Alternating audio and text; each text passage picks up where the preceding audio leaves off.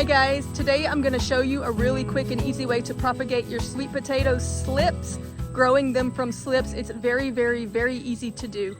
The first thing you're going to want to do is take a sweet potato, bury it in a little bit of dirt in a pot, like, you know, some potted plants that you would do, and water it, and it's going to start to produce some slips.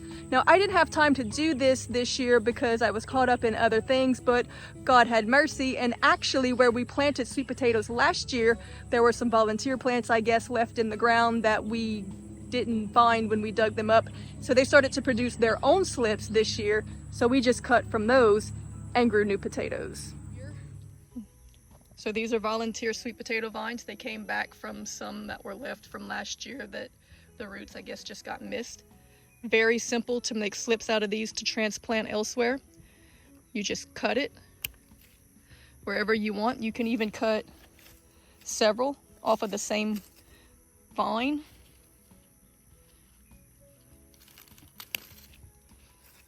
You can cut it 2 or 3 times back off of the same vine if it's long enough.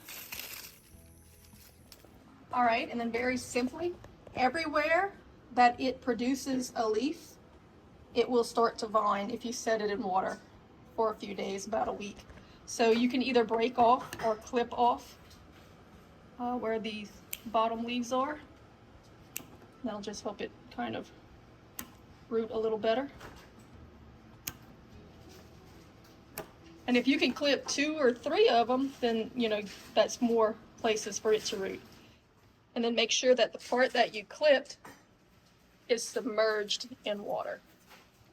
And all you have to do is leave it there for a few days, and we'll come back and see how easily they root. All right, to show you how easy this has been 3 days just sitting on my table with indirect sunlight. There's windows, and you can see that it's already beginning to grow roots. They root very easy. You see they're very healthy and alive and doing well.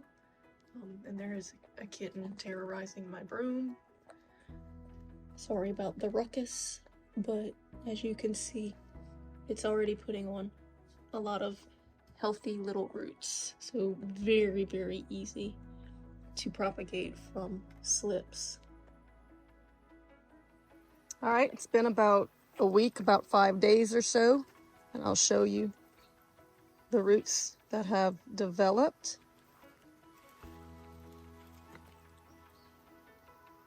See? Now that's going to take a lot. Now you could have put this straight into the dirt and just watered them every day, but you'd have to make sure that the dirt stays wet. So probably watering them several times a day. Like this, it's very easy. You just put them in the jars, add the water, and leave them alone for about a week. And then you come back and they're all nice and rooted, ready to be planted. Watered, and let them go.